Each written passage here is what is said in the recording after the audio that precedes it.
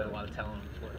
Yeah, I mean, like I said earlier, I think the biggest thing for us, it's about us playing consistently. You know, there's certain things that present challenges for you every game against different personnel, different schemes, and we'll have to do a good job, you know, in here tonight. You know, like I said, they obviously got, you know, some great players out, great pieces out, but you know, Rozier has played at a really, really high level. You know, Morris has played really, really high level, shot the ball extremely well. Walford's an all-star. You know, they've gotten a lot of productivity out of Baines. You know, and Tatum is having probably as good of a year as any rookie in this league. So, you know, although they're down some guys, I think it speaks to the depth of their roster and the flexibility that they probably play a little bit differently because of the size that they have in those different positions.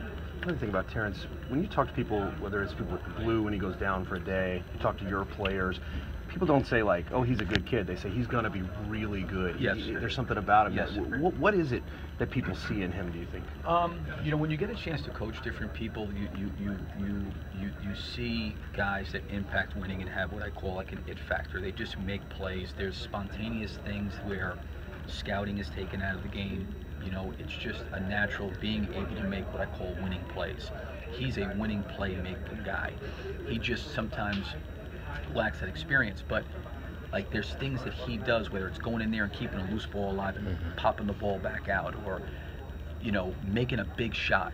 You know, like give you an example. You know, we're playing on the road. I forget who was that threw him in the game late in the fourth quarter, and he knocks down a big corner three. I think it was at Memphis. You know, 2 corner threes, sitting down for 3 quarters. Like you don't do that unless you have some kind of competitiveness inside you. There's something about him. Now he's going to be really, really good as he gains more and more experience, and he is young, but he's not afraid of contact. He'll put his body in plays. And he plays extremely hard. He's got great feet, and he's only going to get better. But there's a competitive winningness about him, and certain players have that. And I think he has that. Coach, you have, for yourself, you have 3 great players, legitimately great players, and you said you're inconsistency.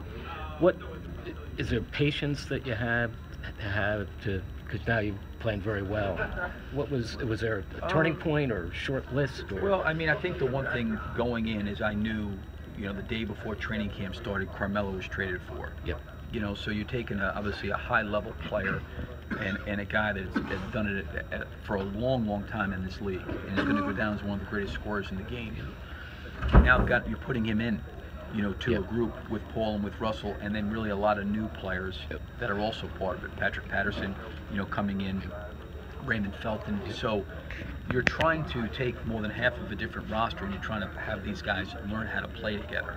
And you're dealing with 3 players in particular that have been, the ball's been in their hands an awful lot with Russell, Paul, and Carmelo at their previous situations.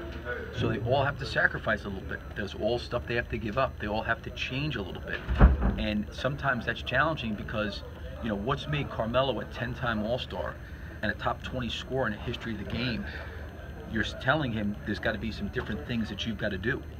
Paul George has been a 4-time All-Star, 5-time All-Star. Now you're asking these guys to do different things. And that takes time because that's where they've been great.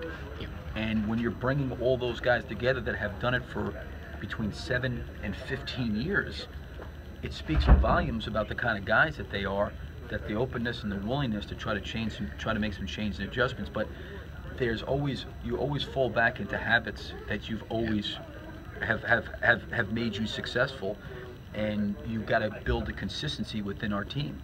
And that has taken time with this group. But the thing I give our guys credit for is that they've never really gotten frustrated, and they've worked towards trying to get it better, trying to make it better, and I admire them for that. When you were coaching